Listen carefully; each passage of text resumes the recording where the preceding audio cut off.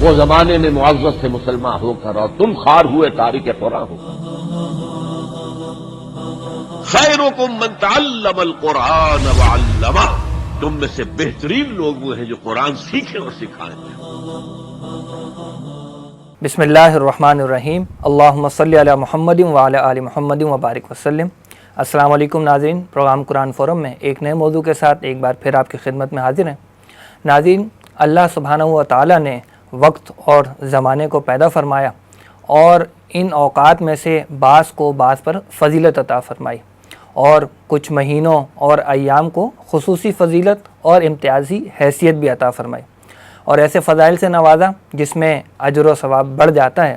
ایسے ہی خصوصی فضائل والے ایام میں ذوالحجہ کے ابتدائی 10 دن بھی ہیں جسے اللہ تعالیٰ نے باقی سارے سال کے ایام پر خاص فضیلت عطا فرمائی ہے. آج انشاءاللہ اسی موضوع پر ہم گفتگو کریں گے اور ہمارے ساتھ حضرت سابق موجود ہیں ہمارے معزز مہمان معروف دینی اسکالر جناب شجاع الدین شیخ صاحب. آئیے ان سے گفتگو کرتے ہیں. السلام علیکم ورحمۃ اللہ وبرکاتہ. وعلیکم السلام ورحمۃ اللہ وبرکاتہ. شیخ صاحب مزاج کیسے ہیں؟ الحمدللہ، آپ خیریت سے ہیں؟ اللہ کا بڑا کرم ہے. شیخ صاحب پہلے تو یہ بتائیے، جو مہینہ ہے ذوالحجہ کا، اس کی ہمارے دین میں اسلام میں کوئی خاص اہمیت ہے؟ بسم اللہ الرحمن الرحیم. اللہم صلی علی محمد وعلی آل محمد وبارک وسلم. دیکھیں نعمان صاحب، اللہ سبحانہ وتعالیٰ نے سورج و چاند کا حساب متعین فرمایا اور اس کے حساب سے 2 کیلنڈرز ہمارے معروف ہیں. ایک کو ہم شمسی کیلنڈر کہتے ہیں، دوسرے کو ہم قمری کیلنڈر کہتے ہیں. اچھا، کبھی کبھی قمری کیلنڈر کو ہم اسلامی کیلنڈر کہہ دیتے ہیں. اس کا یہ مطلب نہیں ہوتا کہ شمسی کیلنڈر کوئی وہ غیر اسلامی ہو گیا. البتہ یہ ضرور ہے کہ ہمارے دین نے کچھ عبادات کا تعین جو فرمایا وہ بیس کرتا ہے قمری کیلنڈر پر. جہاں تک ذوالحجہ کے مہینے کا تعلق ہے تو پہلی بات تو ہم جانتے ہیں کہ قمری کیلنڈر کے اعتبار سے سال کا آخری مہینہ بھی ہے. دوسری بات یہ ہے کہ اللہ سبحانہ وتعالیٰ نے اس ماہ مبارک میں حج جیسی عظیم عبادت کو بھی متعین فرمایا. اسی طرح قربانی جیسی عظیم عبادت کا بھی متعین کر دیا جانا. اسی طرح احادیث مبارکہ سے ہمیں معلوم ہوتا ہے کہ اس ماہ مبارک کے خصوصاً جو 10 دن اور راتیں ہیں ان کے بڑے فضائل ہیں. اسی طرح آپ رمضان شریف میں دیکھیں، اگر وہاں اللہ تعالیٰ نے روزے کی فرض عبادت ہمیں عطا فرمائی تو ذوالحجہ کے مہینے میں اللہ تعالیٰ نے حج کی عظیم عبادت عطا فرما دی. گو کہ ابھی اس وقت کووڈ-19 کے معاملے کی وجہ سے تو بہت ہی محدود افراد جو ہیں وہ حج ادا کر پائیں گے. اللہ تعالیٰ ان کا حج قبول فرمائے اور ہم سب کو بھی آئندہ سعادت و توفیق عطا فرمائے. تو رمضان شریف میں اگر آپ دیکھیں تو حج کی روزے کی فرضیت ہے، یہاں حج کی فرضیت ہے. رمضان شریف کے اختتام پر آپ دیکھیں تو عید الفطر اللہ تعالیٰ نے عطا فرمائی. یہاں پر حج کی عبادت کے ساتھ ہی آپ دیکھیے 10 ذوالحجہ کو پوری امت جو ہے مسلمان جو ہے وہ عید الاضحیٰ کو منا رہے ہوتے ہیں. اسی طرح رمضان شریف کے آخری عشرے کے فضائل بہت زیادہ بیان ہوا. تو خیر قدر کی رات، اس کا تو کیا ہی کہنا. جیسے رمضان شریف کا آخری عشرہ بڑا قیمتی ہے، اسی طرح ذوالحجہ کا جو پہلا عشرہ یہ بہت زیادہ قیمتی ہے اور اس میں اللہ کے رسول علیہ الصلوۃ والسلام نے اس سے قبل بھی کچھ تعلیمات ہمیں عطا فرمائی. آگے ہم ذکر کریں گے انشاءاللہ تعالی. اور ان 10 دنوں اور راتوں کے بارے میں حضور نے فضائل بھی بیان فرمائے، روزوں کی تلقین فرمائی، راتوں میں عبادت کی تلقین فرمائی اور خود حضور صلی اللہ علیہ وسلم نے ان ایام میں خصوصی عبادت کا اہتمام فرمایا. تو اس اعتبار سے دیکھیں، ہاں ایک اور نقطہ بھی ہے. ہم جانتے ہیں کہ 4 مہینے حرمت والے جو ہمارے دین نے بیان فرمائے، جس میں ایک تو رجب کا مہینہ عربوں میں معروف تھا جو کہ عمرے کے لیے معروف تھا ان کے ہاں، اور 3 مہینے لگاتار یہ کنزیکٹیو ہیں، ذی القعدہ، ذی الحجہ اور محرم کے 3 مہینے یہ معروف تھے عربوں میں حج کے اعتبار سے. وجہ یہ ہوتی کہ دور دراز کا سفر ہوتا تو کسی کو 20 دن لگتے، کسی کو 30 دن لگتے، تو مہینہ آنے کا پھر مہینہ واپسی کا درمیان میں وہ حج ادا کرتے. عربوں کے ہاں بھی ان مہینوں کی حرمت موجود تھی. مراد ہے کہ وہ جنگ نہیں کیا کرتے تھے اور سیز فائر کا معاملہ ہوتا تھا تاکہ لوگوں کے لیے عمرہ ادا کرنا، حج ادا کرنا آسان ہو جائے. ہمارے دین کی تعلیم نے بھی اس کو برقرار رکھا اور حرمت والے مہینے یہ اب بھی برقرار ہیں اور ان 4 حرمت والے مہینوں میں ذوالحجہ کا مہینہ بھی شامل ہے. تو یہ حرمت والا مہینہ، اس میں حج کی عظیم عبادت، اس میں قربانی کی عظیم عبادت، اس کے پہلے عشرے کی راتوں کا ذکر خاص طور پر احادیث میں ملتا ہے، دنوں کا ذکر ملتا ہے، روزوں کے اہتمام کی تلقین کی گئی، سوائے اس کی 10 تاریخ کو تو عید الاضحیٰ اس دن کا روزہ منع ہے. اس اعتبار سے دیکھیں تو یہ مہینہ بڑا اہم اور اس کے ابتدائی 10 ایام اور راتیں بڑی اہم ہیں. یہاں میں یہ بھی ذکر کروں کہ عوام کو تو چھوڑ دیجیے، ہم خواص میں بھی دیکھتے ہیں کہ اس حوالے سے اہمیت نظر نہیں آتی، اور جو ذوق و شوق ہونا چاہیے نوافل میں آگے بڑھنے کا، عبادات میں آگے بڑھنے کا، جو کہ احادیث میں کثرت سے ہمیں ملتا ہے، وہ ذوق و شوق ہمارے بہت کم دکھائی دیتا ہے. اس پر بہت توجہ کرنے کی ضرورت ہے. زیادہ تر بازاروں کی گہما گہمی اور منڈیوں کے چکر اور یہی چلتا رہتا ہے. ہاں، باوجود اس کے کہ اس وقت تو خیر وہ کووڈ-19 کا بھی معاملہ ہے، لیکن منڈیوں کے چکر بھی لگ رہے ہوں گے. اب آپ نے بات رکھ دی ہے تو انتہائی ادب سے میں عرض کروں کہ ہمارے تو پورے خاص طور پر نوجوانوں کے پلانز ہوتے ہیں نا کہ سیٹرڈے نائٹ کو نکلیں گے شام کو 6-7 بجے، اور اس کے بعد جناب اگر ہم کراچی بیٹھے ہیں تو سپر ہائی وے پہ، خیر اس وقت تو سارے ریسٹورنٹس وغیرہ بند ہیں، کھانا پینا بھی ہوگا، رات لگائیں گے، 2-4 بیل گائیں یا بکرے لے کے صبح فتح کر کے واپس لے کر آئیں گے، اور نہ مغرب کی نماز کی فکر ہوگی، نہ عشاء کی فکر ہوگی، نہ فجر کی فکر ہوگی، اور رات پوری وہاں گزار دی ہم نے. اور اللہ کے بندوں، قربانی ادا کرنا واجب ہے، وہ بھی جس کے ذمہ واجب ہوتی ہے، یعنی کہ صاحب استطاعت کے لیے اور صاحب نصاب کہیے. لیکن یہ کہ نماز ادا کرنا فرض ہے، تو بھائی ان مواقع کو، اچھا ایک اور اہم بات بھی ہے، نفل کی ہم بات تو کر رہے ہیں آج، لیکن فرض پہلے ادا کرنا ضروری ہے. تو نمازیں تو فرض ادا کرنی چاہے وہ ذوالحجہ کا مہینہ ہو یا محرم کا مہینہ، پورا سال کبھی بھی ہو، لیکن وہ اہمیت ہمیں نظر نہیں آتی. بلکہ جیسے آپ نے فرمایا کہ منڈیوں کا معاملہ اور عید کی تیاری کا معاملہ اور دیگر مصروفیات کا معاملہ، یہ ناقدری کی بات ہے، اس سے ہمیں بچنا چاہیے. اچھا شیخ صاحب، یہ جو ابتدائی 10 ایام کا آپ نے ذکر ابھی کیا، تو اس کی کوئی خاص اہمیت ہے؟ اس پر اگر کچھ احادیث ہیں تو بتائیے ہمیں. جی، ایک تو قرآن حکیم میں سورۃ الفجر ہے، جس میں اللہ تعالیٰ نے بعض چیزوں کی قسم بیان فرمائی، اور مفسرین میں سے کئی ایک کی رائے ہے کہ اس مقام پر ایک اشارہ ذی الحجہ کی 10 راتوں کی طرف بھی ہے. یہ ایک اشارہ ہے مفسرین کے مطابق. والفجر ولیال عشر، اللہ تعالیٰ قسم اٹھاتا ہے، قسم بیان فرماتا ہے فجر کی، ولیال عشر، اور 10 راتوں کی. اس آیت کریمہ کے بارے میں کئی مفسرین کا فرمانا یہ ہے کہ اس میں جو 10 راتوں کا ذکر آ رہا ہے وہ ذی الحجہ کے مہینے کی 10 راتیں جو ابتدائی ان کی طرف اشارہ. البتہ یہ رائے کی حد تک ہے، لیکن تعین کے اعتبار سے ان 10 دنوں اور راتوں کا تذکرہ حضور کی احادیث میں ہمیں ملتا ہے. بخاری شریف کی بھی حدیث ہے، حضور فرماتے صلی اللہ علیہ وسلم، سال بھر میں بندے کا جو عمل اللہ تعالیٰ کو سب سے زیادہ پسند اور محبوب ہے وہ ان 10 ایام میں کیا جانے والا عمل. اچھا، جب ایام کہا جائے گا تو اس سے مراد 24 گھنٹے ہوں گے، دن بھی اس میں شامل اور رات بھی. تو ذی الحجہ کے 10 دنوں کے بارے میں، ابتدائی 10 دنوں کے بارے میں حضور فرما رہے ہیں پورے سال میں بندے کا جو عمل اللہ کو سب سے زیادہ محبوب اور پسند ہے وہ ان 10 ایام میں کیا جانے والا عمل ہے. دوسری روایت میں ذکر آتا ہے، عرض کی کہ یا رسول اللہ صلی اللہ علیہ وسلم، کیا جہاد فی سبیل اللہ سے بھی، یعنی راہ خدا میں جنگ کرنا، حضور فرمایا کہ اس سے بھی زیادہ افضل ہے ان 10 دنوں کا عمل، الا یہ کہ کوئی بندہ، کوئی مجاہد راہ خدا میں نکلا، اس کی سواری بھی کام آ گئی، یعنی وہ سواری بھی اللہ کے مقبول ہو گئی، اور وہ بندہ بھی اللہ کی راہ میں کام آ گیا، وہ بھی اللہ کے مقبول ہو گیا، شہید ہو گیا، تب تو یہ عمل بہت بڑا ہے. لیس دین دیٹ، اس سے کم، ہاں جہاد فی سبیل اللہ سے بھی زیادہ قیمتی بات ہے ان 10 دنوں اور راتوں میں کیا جانے والا عمل. اب دیکھیے یہ احادیث صحیحہ ہیں جن میں یہ باتیں واضح طور پر سامنے آ رہی، لیکن اگر آپ غور کریں، جو میں نے ابتدا میں بات عرض کرنا چاہی کہ ہمارے اس حوالے سے اس قدر توجہ نظر نہیں آتی. اچھا شیخ صاحب، یہ جو ابتدائی 10 دن ہیں، اس میں یہ بھی ہمیں دیکھنے میں نظر آتا ہے کہ لوگ جو ہے وہ بال نہیں کٹواتے اور ناخن نہیں تراشتے، تو کیا کوئی اس کا حکم ہے یا یہ ویسے ہی بس لوگوں نے بنا لیا ہے؟ نہیں، اس کا حدیث مبارک میں اس کی تعلیم ہمیں ملتی ہے. صحیح مسلم شریف کی روایت ہے کہ اللہ کے پیارے رسول صلی اللہ علیہ وسلم نے ارشاد فرمایا کہ جب ذی الحجہ کا چاند نظر آ جائے اور تم میں سے جس کا قربانی کرنے کا ارادہ ہو تو اب وہ نہ اپنے ناخن کاٹے نہ بالوں کی صفائی کرے. اب ظاہر بات ہے جو داڑھی کا معاملہ ہے تو اللہ کے رسول علیہ السلام کا حکم و تعلیم ہے. ہم ان بالوں کا ذکر کر رہے ہیں کہ جن کو صاف کیا جانا چاہیے، ٹھیک ہے، کیونکہ ہمارے دین نے نظافت کی اور ستھرائی کی اور صفائی کی تعلیم عطا فرمائی. تو حضور فرما رہے صلی اللہ علیہ وسلم، مسلم شریف کی روایت ہے کہ تم میں سے جس کسی کا قربانی کا ارادہ ہو اور جب وہ ذی الحجہ کا چاند دیکھ لے تو نہ وہ ناخن تراشے، نہ ناخن کاٹے، نہ بال تراشے، اور جب وہ اپنے قربانی کا عمل کر لے، چاہے وہ 10 کو قربانی کرے گا، 11 کو کرے گا، جب وہ اپنی قربانی کا عمل کر لے اس کے بعد وہ ناخن کاٹ لے اور اپنے بالوں کو تراش لے. اس میں کئی علماء کی رائے تو یہ، جیسے کہ فقہ حنفی میں بھی رائے احناف کی یہی ہے کہ یہ عمل جو ہے مستحب درجے کا ہے. بعض دیگر فقہا اس کو لازم بھی قرار دیتے ہیں. وہ ہر ہمارے ناظرین سے گزارش ہے کہ اپنے مکتب فکر کی رائے کے مطابق عمل کر لیں.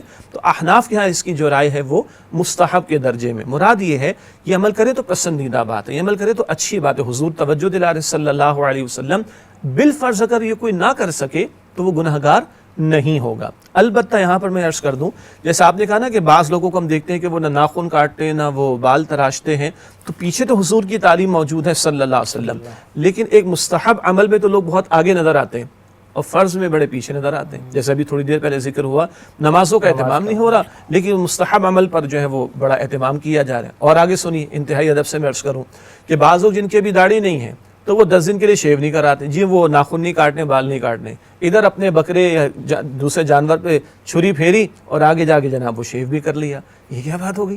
یہ تو حضور کا مستقل حکم ہے کہ داڑھی کو بڑھاؤ اور مونچھوں کو کم کرو۔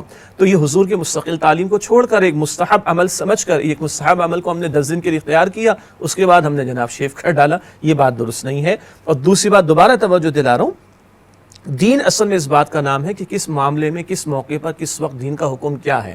تو جب نماز کا حکم ہے تو نماز کا حکم تو پوری زندگی کے لیے ہے۔ فرائض کو لوگ ترک کیے ہوئے ہیں، فرائض کو لوگ پامال کر رہے ہیں، معاف کیجیے گا، پس سے پش ڈال رہے ہیں اور مستحبات کے اندر بہت آگے نظر آ رہے ہیں۔ ہم یہ نہیں کہیں کہ مستحب پر عمل نہ کیا جائے، نوافل پر عمل نہ کیا جائے، لیکن پہلی شرط یہ ہے کہ فرائض پر تو عمل کیا جائے، واجبات کو تو اختیار کیا جائے، حرام سے تو اپنے آپ کو بچانے کی فکر اور کوشش کی جائے۔ تو بہرحال اس عمل کی تعلیم حضور نے ہمیں عطا فرمائی۔ ایک روایت سے یہ بھی پتہ چلتا ہے، بڑی دلچسپ بات ہے کہ یہ تو حضور نے فرمایا، مسلم شریف کی روایت ہے کہ جس کا قربانی کا ارادہ ہو۔ ایک روایت سے ذکر ملتا ہے کہ جس کی قربانی کی استطاعت نہ ہو وہ بھی یہ عمل کر لے، تو انشاءاللہ تعالی اللہ تعالیٰ کی ذات سے امید ہے کہ اس کو بھی قربانی کا اجر جو ہے وہ میسر آ جائے گا۔ یہ بھی جامع ترمذی کی ایک روایت سے ہمیں رہنمائی ملتی ہے۔ کچھ اس پر روشنی ڈالیں گے کہ آخر یہ عمل ایک مسلمان سے کروایا کیوں جا رہا ہے؟ دیکھیے، پہلی بات تو یہ ہے کہ بہت اچھا آپ کا سوال ہے، بڑا عجیب جواب ذہن میں آ رہا ہے۔ پہلی بات ہے کہ دین اس بات کا نام نہیں ہے کہ کسی بات کی حکمت مجھے پتہ چل جائے یا کوئی بات لاجیکلی مجھے پروف ہو کر سامنے آ جائے یا سائنٹیفکلی ریزننگ کے ساتھ میرے سامنے آ جائے۔ دین اس بات کا نام ہے، دین تو اس بات کا نام ہے کہ کیا کوئی معاملہ، کوئی حکم اللہ تعالیٰ کے کلام اور اس کے رسول علیہ السلام کی تعلیم سے مل گیا تو آنکھیں بند کر کے ہمیں عمل کرنا ہے۔ پہلی شرط تو یہ ہے۔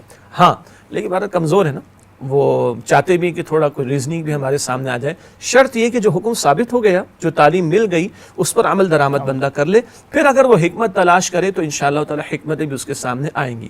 بعض اہل علم کا خیال ہے، جس کے بالمقابل بھی آ رہا ہے، ایک خیال یہ ہے کہ ایک درجے میں یہ جو ایام ہے نا ذی الحجہ کے، ان میں حجاج تو وہاں پر ہوتے ہیں، اور حجاج میں سے بہت سارے حجاج جو ہیں وہ حالت احرام میں پہلے سے بھی ہوتے ہیں، کچھ لوگ جا کے عمرہ ادا کر رہے ہوتے ہیں، اور پھر حج کا احرام تو وہ 8 ذی الحجہ کو باندھا جاتا ہے۔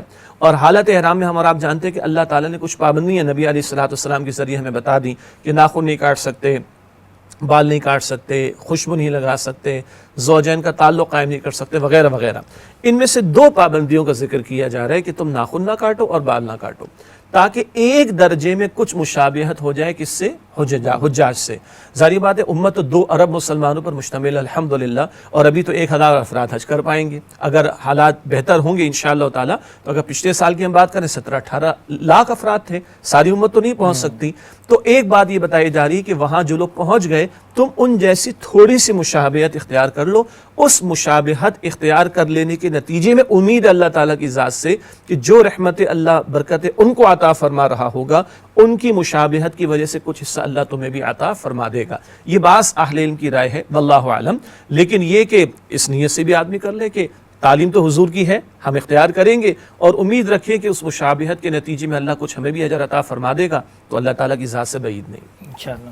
اچھا شیخ صاحب، یہ بتائیے گا کہ یہ جو ایام ہے 10 دن کے، ان میں روزوں کا بھی بکثرت اہتمام لوگ کرتے ہیں، جی۔ تو یہ بھی سنت رسول صلی اللہ علیہ وسلم ہے؟ جی، اللہ کے پیارے نبی علیہ السلام کے بعض معمولات ہوئے جن کا آپ نے ہمیشہ اہتمام فرمایا۔ مثلا فجر کی 2 سنتیں مثال کے طور پر، آپ جب حالت سفر میں ہوتے تو عام سنتیں چھوڑ دیتے، لیکن فجر کی 2 سنتیں حضور نے ہمیشہ اہتمام فرمایا۔ وتر کی نماز حضور نے ہمیشہ اہتمام فرمایا۔ تہجد تو خیر حضور کا پورے سال کا معمول تھا۔ اسی طریقے پر ہر مہینے کے 3 روزے، جن کو ایام بیض کے روزے بھی کہا جاتا ہے، چاند کی 13، 14، 15 تاریخ قمری اعتبار سے حضور نے ہمیشہ اہتمام فرمایا۔ اسی طرح احادیث کی روایات سے ہمیں ملتا ہے، صحابہ کرام بتاتے ہیں کہ حضور علیہ السلام ہمیشہ ان روزوں کا اہتمام فرماتے۔ تو یکم سے لے کے 9 تک کے روزے بنیں گے، کیونکہ 10 تاریخ کو تو عید الاضحیٰ کا معاملہ آ جائے گا۔ تو یہ 9 دن کے جو روزے ہیں، ان کا معمول حضور کے عمل میں ہمیں ملتا ہے صلی اللہ علیہ وسلم۔ یہ مستحب عمل ہے، نفل عمل ہے، کوئی نہ رکھے تو گناہ نہیں ملے گا، لیکن حضور نے ہمیشہ اہتمام فرمایا تو ایک امتی کو کوشش کرنی چاہیے کہ کچھ نہ کچھ اہتمام تو وہ بھی کرے. 9 نہیں رکھ سکتا تو 9 تاریخ کا تو روزہ رکھ لے، اس پہ الگ سے بات کر لیں گے انشاءاللہ تعالیٰ. اسی طرح جن کو سہولت ہے تو جناب وہ کچھ لوگوں کا سیٹرڈے سنڈے آف ہوتا ہے، چلو بھی اس میں آپ روزہ رکھنے کا اہتمام کر لیں. جو بھی صورت بن پڑے، 9 رکھیں تو کیا ہی بات ہے، کچھ رکھیں تو بہت اچھی بات ہے.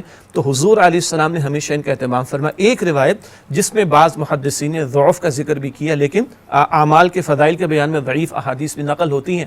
حضور علیہ السلام کی روایت سے پتہ چلتا ہے، ترمذی کی روایت ہے کہ ایک دن کا روزہ سال بھر کے روزوں کے برابر ہے. مراد ہے کہ اجر بہت زیادہ ہے. اجر کیونکہ اللہ تعالیٰ کا قانون ہے کہ کبھی کسی رات، کبھی کسی دن، کبھی کسی مہینے اور کبھی کسی مقام کی وجہ سے اجر بڑھ جاتا ہے. ایک نماز بندہ گھر میں ادا کرے انفرادی تو نماز ادا ہو جائے گی انشاءاللہ تعالیٰ، لیکن مردوں کے لیے پسندیدہ بلکہ تعلیم ہے کہ باجماعت ادا کرے تو ایک روایت کے مطابق 27 گنا، اور اگر مکہ مکرمہ میں ادا کرے، حدود حرم میں ادا کرے تو لاکھ کا ثواب. یہ مقام آ گیا. عام دنوں میں نیکی کرے اجر ملتا ہے، رمضان شریف میں عمل کرے تو نفل کا ثواب فرض کے برابر، فرض کا ثواب 70 فرضوں کے برابر. یہ مہینے کا معاملہ ہو گیا. نماز ادا کر رہا ہے بندہ ٹھیک ہے، نیکی کا عمل کر رہا ہے ٹھیک ہے، لیکن قدر کی رات میں ادا کرے تو لیلۃ القدر خیر من الف شہر، 1000 مہینوں سے افضل بات ہو جائے گی. یہاں حضور فرما رہے ہیں علیہ السلام، ترمذی کی روایت، ایک دن کا روزہ سال بھر کے روزوں کے برابر. اور خاص طور پر جو 9 ذی الحجہ کا روزہ ہے، 9 تاریخ ذی الحجہ کی، تو حضور علیہ السلام کی ایک روایت تو یہ ہے کہ مجھے امید ہے اللہ تعالیٰ کی ذات سے کہ اس کی بدولت اللہ تعالیٰ 1 سال گزشتہ اور 1 سال آئندہ کے گناہوں کو معاف فرما دے گا. اور اس طرح کی احادیث میں محدثین اور اہل علم فرماتے ہیں کہ اس سے مراد صغیرہ گناہوں کی معافی ہوا کرتی ہے، کبیرہ گناہوں کی معافی کے لیے بہرحال اپنی شرائط اپنی جگہ بیان ہوتی ہیں. تو 9 ذی الحجہ کا جو روزہ ہے اس کی فضیلت مزید برآں حضور علیہ السلام نے بیان فرمائی. البتہ حجاج یہ روزہ نہیں رکھیں گے کیونکہ ان کے لیے عرفہ کا دن ہوتا ہے وہاں پر، یعنی حدود حرم کی ہم بات کر رہے ہیں، وہاں پر تو حجاج نہیں رکھیں گے، بلکہ عرفات تو بہت اور باہر کی بات ہے. تو حجاج کے لیے منع ہے. باقی جو مسلمان اپنے اپنے مقامات پر ہیں، حج پر نہیں گئے ہیں، تو ان کے لیے 9 ذی الحجہ کے روزے کی فضیلت علیحدہ سے حضور علیہ السلام نے بیان فرمائی. ایک ضمنی بات ہوگی لیکن اہم بات ہے کہ جو عرفہ کا دن ہے، 9 ذی الحجہ عرفہ کا دن، اس دن اللہ کے رسول علیہ السلام فرماتے ہیں کہ سال بھر میں سب سے زیادہ بندوں کی مغفرت کا فیصلہ جس دن میں اللہ تعالیٰ فرماتا ہے وہ عرفہ کا دن ہے، یوم عرفہ کا 9 ذی الحجہ کا معاملہ. تو یہ 9 روزے بنیں گے کیونکہ 10 تاریخ کا روزہ اور 11، 12، 13 کا روزہ حضور نے منع فرمایا. تو اللہ تعالیٰ ہمیں توفیق دے کہ ان کا ہم اہتمام کریں. اچھا شیخ صاحب، ایک مسئلہ اس میں یہ آتا ہے کہ یہ جو یوم عرفہ ہے، ہم اپنے مقامی یوم عرفہ کو روزہ رکھیں یا جو مکہ میں ہو رہا ہے یوم عرفہ اس پہ یہ روزہ رکھا جائے؟ مجھے اندازہ تھا کہ آپ سوال ضرور کریں گے کیونکہ اس سوال کے بغیر یہ گفتگو مکمل ہو نہیں پاتی. یہ کنفیوژن رہتا ہے ہمیشہ. اور دیکھیے اس کا بڑا ایک آسان سادہ سا جواب ہے اور ایک ٹیکنیکل جواب بھی آ جائے گا. سادہ جواب یہ ہے کہ دیکھیں ہم جس مقام پر بھی ہوتے ہیں ہم اپنے ہی مقام کے اعتبار سے نماز کا اہتمام کرتے ہیں. یعنی سورج کا طلوع ہونا اس سے پہلے ہم فجر کی نماز ادا کریں، سورج کا غروب ہونا اس کے بعد ہم مغرب کی نماز ادا کریں. ایسے ہی ہے نا؟ کوئی ایسا تو نہیں میں پاکستان بیٹھا ہوں میں فالو کر رہا ہوں سعودی عرب کے ٹائم کو، ایسا تو نہیں ہے نا. تو ایک تو پہلو یہ ہے. اچھا اسی طرح کا سوال آتا ہے قدر کی رات کے بارے میں کہ پاکستان کا اور سعودی عرب کا فی الحال آپ کہیے کہ ایک دن کا گیپ رہتا ہے عام طور پر، تو قدر کی رات ہماری والی ان کی والی. تو یہی جواب دیا جائے گا بھائی آپ اپنے مقام کے اعتبار سے نمازوں کا اہتمام کریں، اپنے مقام کے اعتبار سے رمضان کا آغاز کریں، اپنے مقام کے اعتبار سے قدر کی راتیں 21، 23، 25، 27، 29 شب میں رمضان کے آخری عشرے میں تلاش کریں. اسی طرح ہر مقام کے اعتبار سے عرفہ کا دن تو نہ کہیں 9 ذی الحجہ کہہ لیں آپ اس کو، تو ہر مقام کے اعتبار سے ذی الحجہ کی جو تاریخ 9 بنتی ہو ہم اس دن روزہ رکھیں، انشاءاللہ تعالی اللہ تعالی ہمیں اجر عطا فرما دیں گے. اب ٹیکنیکل جواب کیا ہے؟ پاکستان کے لیے تو بات ٹھیک ہے کہ جب سعودیہ میں جو ہے وہ 9 ذی الحجہ کا معاملہ ہوگا تو ہم ایک دن ان سے پیچھے ہوں گے، تو ہم کیا کریں؟ تو اچھی بات ہے بھائی، 9 دنوں میں 8 بھی شامل ہے، 9 دنوں میں 9 بھی شامل ہے، ہم روزہ رکھ لیں اس کے اندر. لیکن بعض وہ علاقے ہوں گے کہ جن کے ہاں چاند سعودی عرب سے پہلے نکل آئے گا. اگر ایسا ہو جائے کسی علاقے میں، بعض مرتبہ ہوتا ہے تیونس وغیرہ کے علاقوں میں بتایا گیا کہ اگر کچھ علاقوں میں سعودی عرب سے وہ ایک دن آگے ہو گئے تو جب وہ 9 کا عرفہ ہوگا کہاں؟ سعودی عرب میں، تو ان کے ہاں 10 تاریخ ہوگی عید کی. اب وہ کیا کریں گے؟ وہ تو عید کے دن کا روزہ منع ہے. تو ٹیکنیکلی جواب یہ ہے، سادہ جواب یہ ہے، ہم اپنے مقام کے اعتبار سے رکھیں اور کم از کم ہم وہ پاکستان والے دیگر لوگ جو سعودی عرب سے ایک دن پیچھے ہیں ہم کوشش کریں کہ یہاں کے اعتبار سے بھی رکھ لیں، دونوں دن رکھ لیں، دونوں دن روزے رکھ لیں. دونوں دن شامل ہے نا 9 دنوں کے اندر. اللہ تعالیٰ اجر عطا فرمائے گا انشاءاللہ. اور یاد رکھیے کہ اللہ تعالیٰ سب کو دینے پر قادر ہے اور ہر ایک کو دینے پر قادر ہے، علی کل شیء قدیر ہے، وہ ہر ایک کی نیت پر بھی اجر دے گا اور اس کے اپنے حالات کے مطابق اجر دے گا انشاءاللہ۔ تو ان کنفیوژن میں زیادہ نہ پڑے، عمل میں لگیں، اللہ تعالیٰ ہمیں توفیق دے۔ محترم ناظرین، پروگرام میں وقت ہوا ایک بریک کا۔ بریک کے بعد جب حاضر ہوں گے تو انشاءاللہ کچھ قربانی کے حوالے سے گفتگو کو آگے بڑھائیں گے۔ اجازت دیجیے، السلام علیکم ورحمۃ اللہ وبرکاتہ۔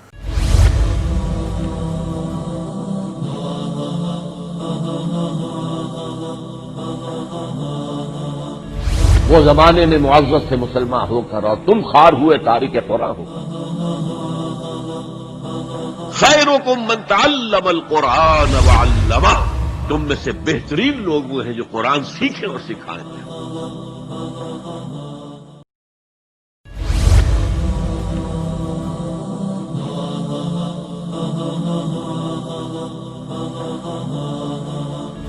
وہ زمانے میں معزز سے مسلمان ہو کر اور تم خوار ہوئے تارک قرآن ہو۔ خیرکم من تعلم القرآن وعلمہ، تم میں سے بہترین لوگ وہ ہیں جو قرآن سیکھیں اور سکھائیں۔ السلام علیکم ورحمۃ اللہ وبرکاتہ۔ پروگرام قرآن فورم میں ایک مرتبہ پھر آپ کو خوش آمدید کہتے ہیں۔ آج ہم گفتگو کر رہے ہیں ذی الحجہ کے مہینے کے حوالے سے اور خاص طور پر اس کے ابتدائی 10 ایام میں جو نیکیوں والے اعمال ہیں ان کے حوالے سے۔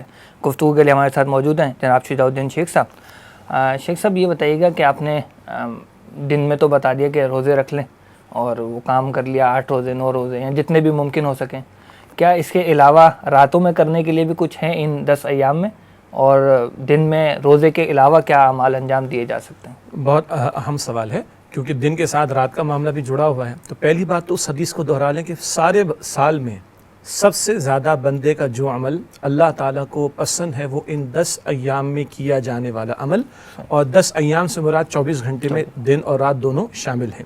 تو اب ہم دیکھتے جائیں کہ اعمال تو بہت سارے ہو سکتے ہیں۔ فرض نماز تو فرض ہے، اس میں دو رائے نہیں ہے، ٹھیک ہے۔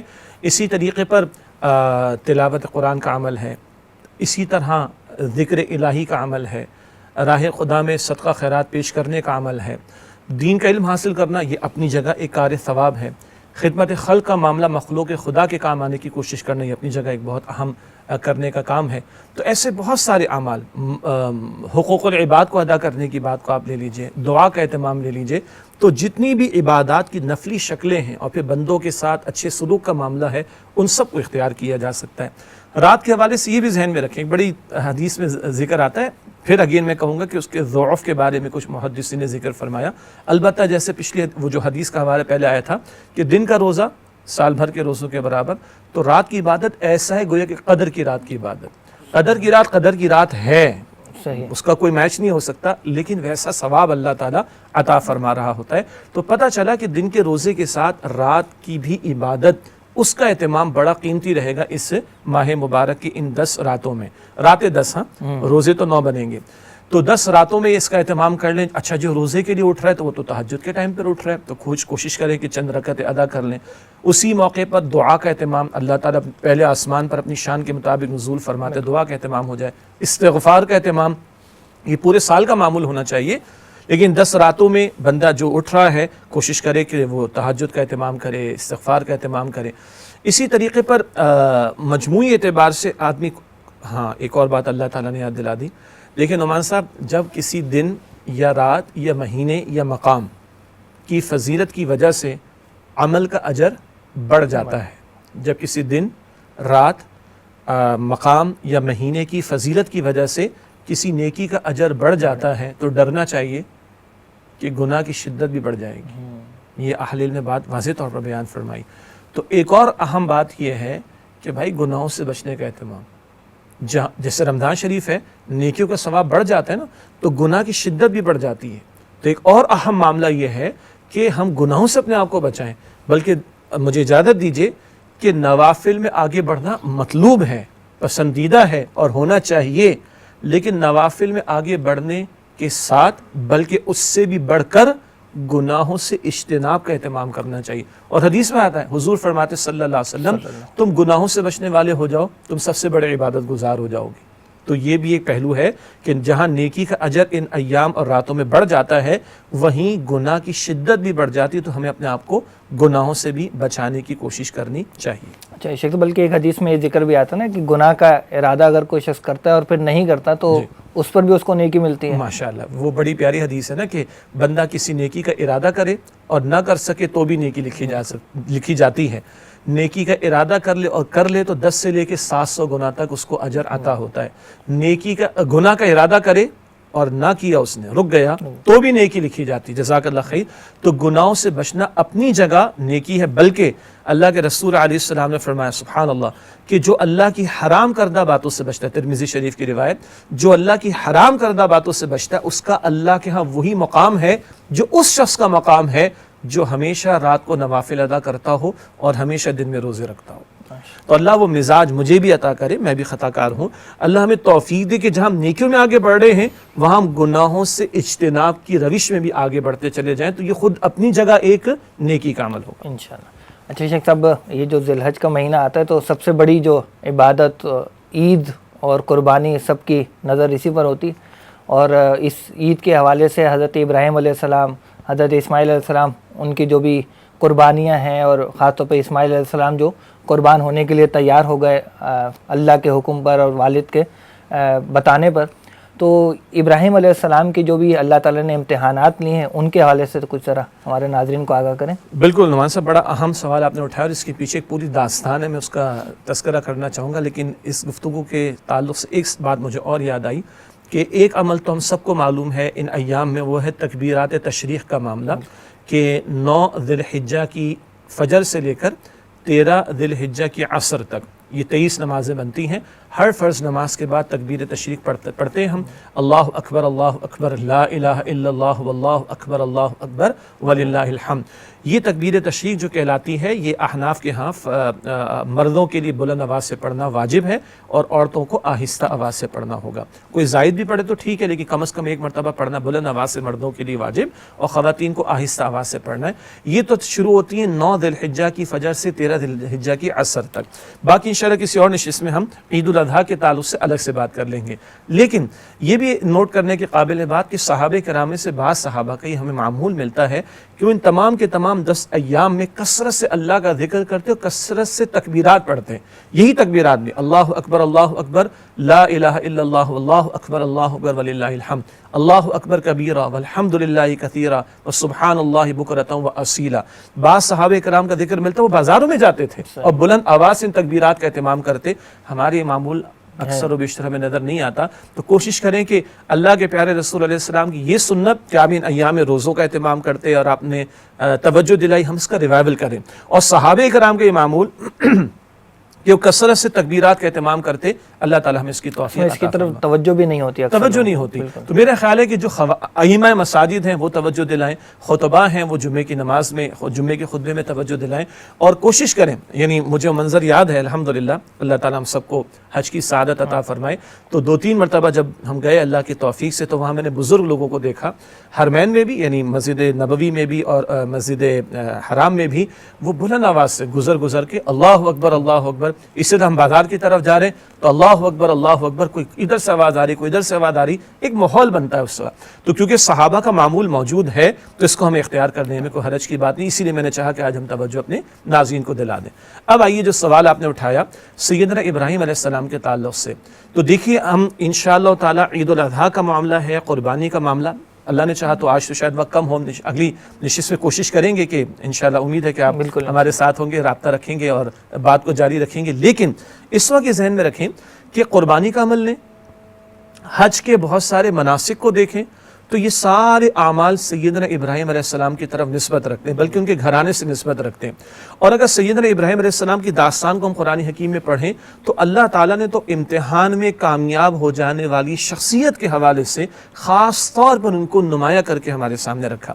کبھی اللہ کہتے ہیں زندگی امتحان کے لیے، الذی خلق الموت والحیات لیبلوکم ایکم احسن عملا.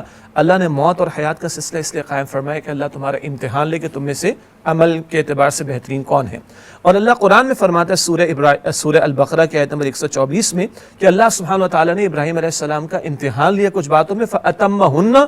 اللہ جو امتحان لینے والا ہے وہ فرماتا ہے وہ سارے کے سارے امتحانات میں کامیاب ہو گئے. امتحان لینے والا رب کہتا ہے وہ امتحانات میں کامیاب ہو گئے.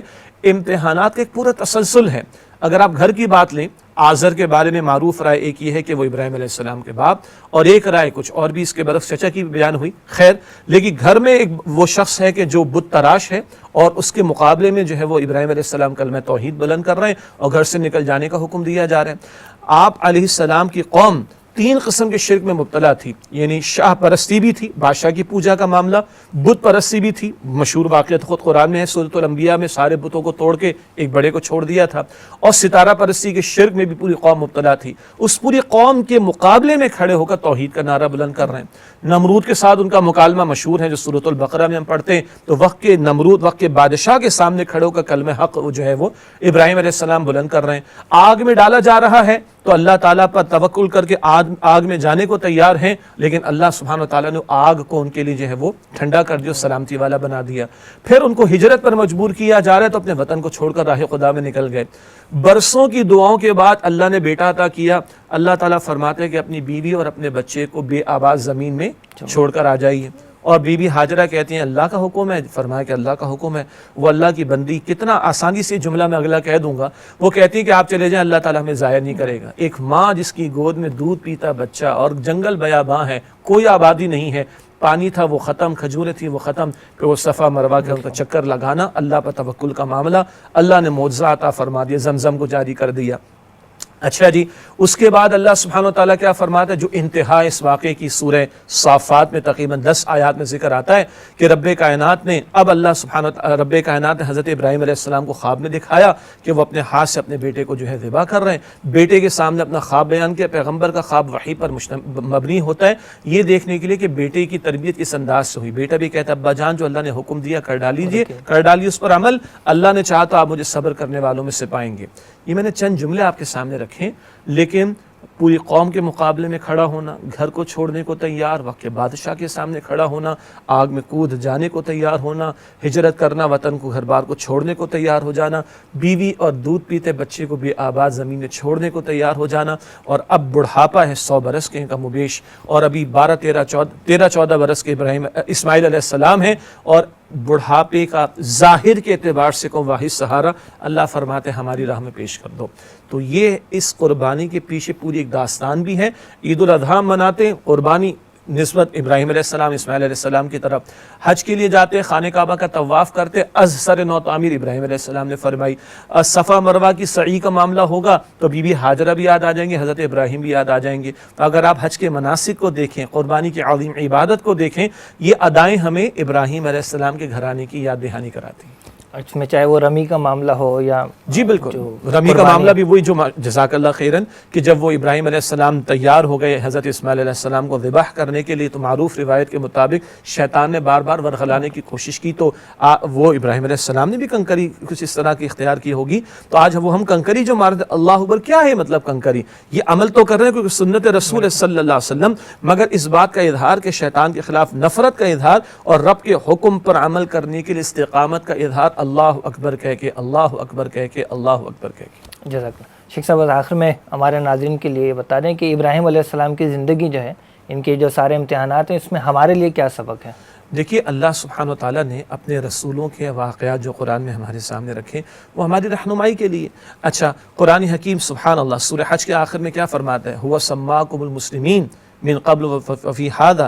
وہاں اللہ تعالیٰ فرماتا ہے ملت ابیکم ابراہیم، تم ابراہیم علیہ السلام کی ملت یعنی ان کے طریقے پر ہو. ہم جو نبی اکرم صلی اللہ علیہ وسلم کی امتی ہیں، ہمیں اللہ فرماتے تم اپنے والد ابراہیم علیہ السلام کے طریقے پر ہو. اچھا، کیونکہ اولاً تو صحابہ کرام سے خطاب تھا اور وہ عرب تھے اور حضرت ابراہیم علیہ السلام کی نسل میں چلے آ رہے تھے، تو اس تعلق سے بھی ذکر آ گیا. تو ہمیں اس امت محمدیہ کو صلی اللہ علیہ وسلم ملت ابراہیمی اختیار کرنے کی تلقین کی گئی. اچھا، ملت ابراہیمی کیا ہے؟ قرآن کریم میں سورۃ البقرہ کی آیت نمبر 131 میں ذکر آتا ہے اذ قال لہ ربہ اسلم قال اسلمت لرب العالمین، جب رب نے فرمایا کہ ابراہیم اپنے آپ کو جھکا دو، اسلم اسلام سے ہے، جھک جاؤ، قال اسلمت لرب العالمین، انہوں نے عرض کی میں نے تو جھکا دیا اپنے آپ کو تمام جہانوں کے رب اللہ سبحانہ وتعالیٰ کے لیے۔ یعنی ابراہیم علیہ السلام کا اسوہ کیا ہے؟ رب کا جو حکم آئے اپنے آپ کو جھکا دو، اور اس کی انتہا کیا ہے؟ اپنے ہاتھ سے اللہ اکبر اپنے لخت جگر کو جو بڑھاپے کا واحد سہارا ذبح کرنے کے لیے تیار ہو جاؤ۔ اس پر تو آئندہ میں الگ سے تفصیل سے کلام کروں گا انشاءاللہ، لیکن یہاں لفظ کیا آتا ہے قرآن میں؟ فلما اسلما وتلہ للجبین، جب دونوں نے اسلام کی روش اختیار کر لی اور پیشانی کے بل لٹایا، اس کی بھی حکمتیں ہیں۔ یہ لفظ آیا اسلما، واٹ از اسلام؟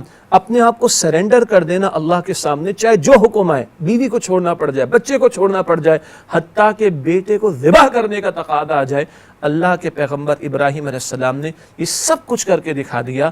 تب اللہ سبحانہ وتعالیٰ ان سے کہلواتا ہے، اور ہمارے لیے رہنمائی جو قربانی کے موقع پر بھی ہم پڑھیں گے، ان صلاتی و نسکی و محیای و مماتی للہ رب العالمین۔ یہ تو خیر حضور سے کہلوایا گیا صلی اللہ علیہ وآلہ وسلم، لیکن ابراہیم علیہ السلام جو فرماتے تھے انی وجہت وجہی للذی فطر السماوات والارض حنیفا وما انا من المشرکین، میں نے اپنا رخ تو اس ذات کی طرف کر لیا یکسو ہو کر جس نے آسمان و زمین کو بنایا، اور میں شرک کرنے والوں میں سے نہیں۔ قربانی کے موقع پہ جو ہم دعا پڑھیں گے وہ سورہ انعام کی آیت 162 کا ایک حصہ ہے، جس میں حضور کو فرمایا گیا کہ آپ یوں کہیے ان صلاتی و نسوکی و محیای و مماتی للہ رب العالمین، بے شک میری نماز، میری قربانی، میرا جینا، میرا مرنا سب کچھ اللہ سبحانہ وتعالیٰ کے لیے ہے۔ تو نعمان صاحب اگلے پروگرام میں ہم بات کریں گے کہ اس میں صرف گوشت جمع کر لینے کی تقریب کا موقع نہیں، یہ جذبات ہیں جو اللہ تعالیٰ کو مطلوب ہیں، کہ آج ہم جانور کے گلے پہ چھری پھیر رہے ہیں، اس گردن کا مالک میرا رب ہے، کیا اس کے خاطر میں اس کے دین کے لیے اگر پیش کرنے کا موقع ہے تو پیش کروں گا؟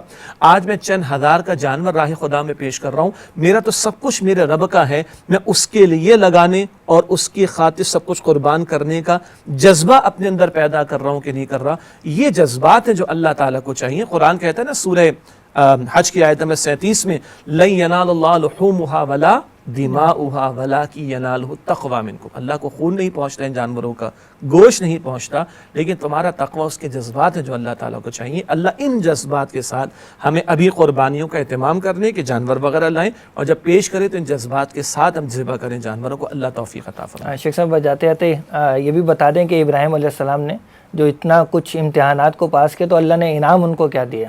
جی، جو سورہ البقرہ کا ذکر آیا تھا آیت نمبر 124 کا، کہ جب اللہ تعالیٰ فرماتا فَأَتَمَّهُنَّ، کچھ کلمات میں کچھ باتوں میں ہم نے ان کو آزمایا تو وہ اس میں پورا اترے۔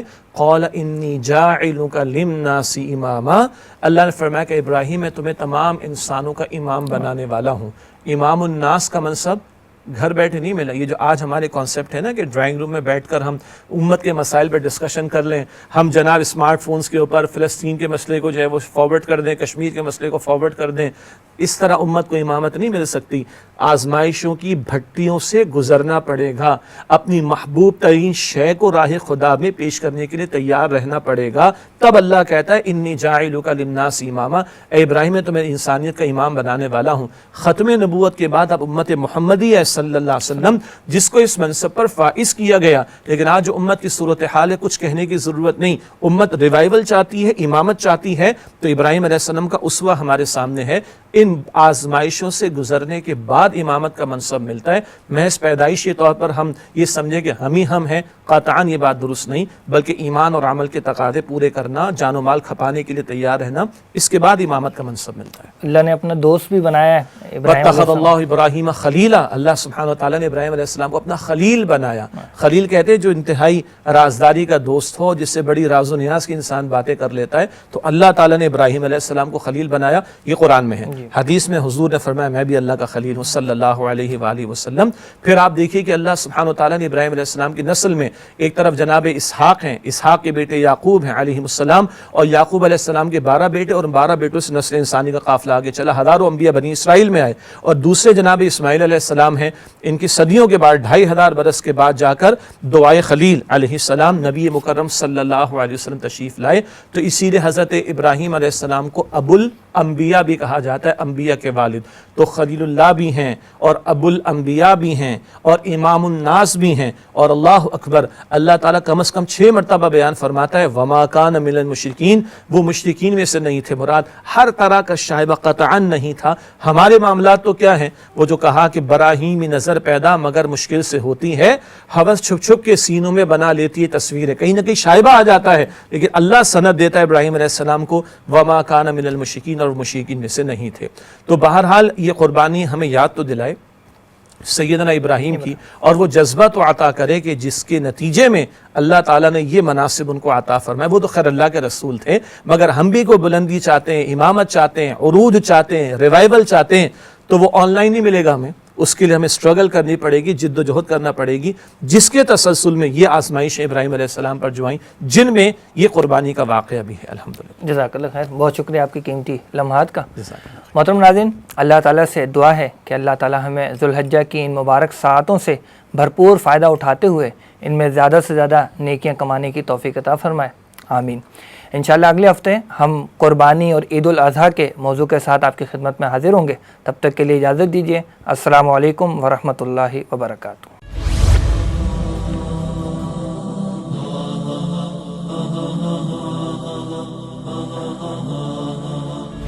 وہ زمانے میں معزز سے مسلمان ہو کر اور تم خوار ہوئے تارک قرآن ہو۔ خیرکم من تعلم القرآن وعلمہ، تم میں سے بہترین لوگ وہ ہیں جو قرآن سیکھیں اور سکھائیں۔